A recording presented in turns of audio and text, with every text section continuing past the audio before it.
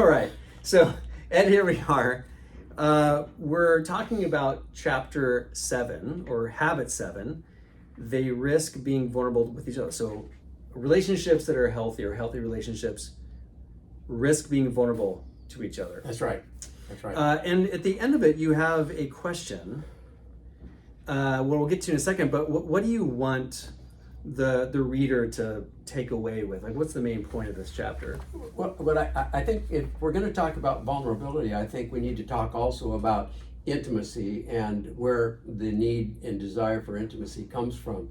And I think my own personal opinion is that we are born with the desire, the capacity, the drive, innately, maybe a God-given characteristic of all human beings, for intimacy.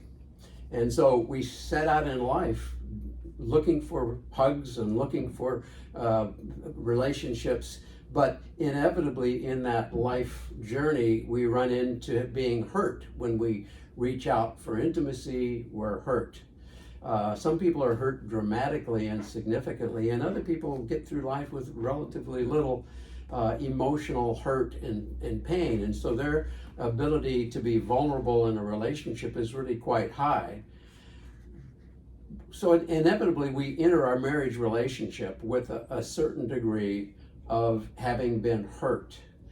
And my definition of being vulnerable is putting yourself in a position where if the other person chose to, they could hurt you. When they don't, that's what leads to intimacy. And in so many marriages today, there's a if not an absence of an ability and a willingness to be vulnerable, a tendency not to be. And so then a lot of times a couple will come into my office and their first complaint is, we just don't have any intimacy, any emotional intimacy with each other. And I'll often ask about their ability and their willingness to be vulnerable with each other, and more often than not, they shy away from that completely, and they don't want anything to do with being hurt again. Mm-hmm. And maybe those hurts came not just from childhood, but maybe earlier in this particular relationship. Mm-hmm. So the key to intimacy is getting to the point where you're willing to take those risks of being vulnerable.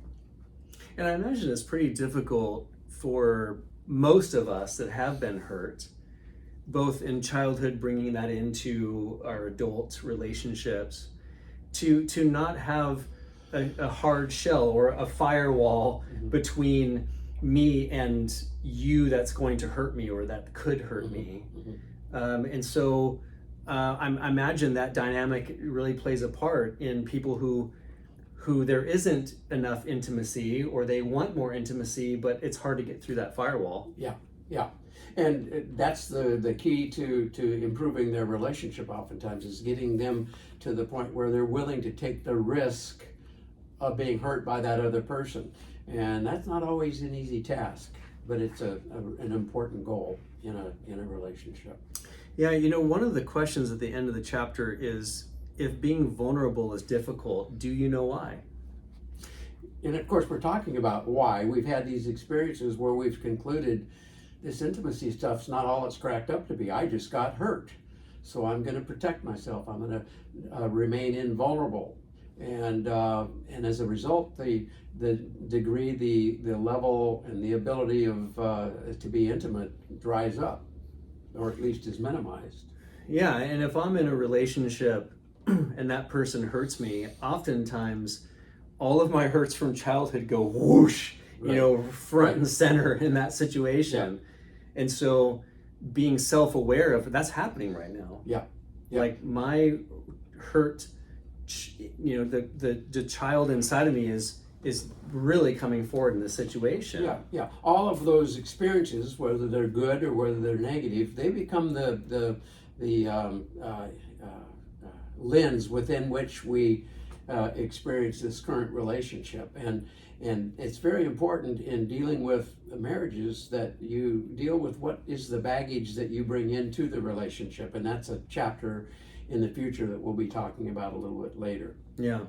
Again, back to this self-awareness. Like if I'm going to be myself in this relationship, if I'm going to be a healthy part of this relationship, I need to be aware of the things that are happening inside of me from my childhood or from the wounds that happened in this relationship. I need to know when those things are being triggered. Right. Our experiences are not just water under the bridge, not to be considered now because after all that was then and now is now.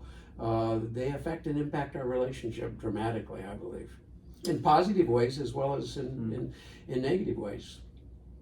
Well, thanks, Ed. Appreciate this conversation. You're welcome. I enjoyed it. And by the way, our next posting will be on chapter 8. In a healthy relationship, they avoid competing for the good times.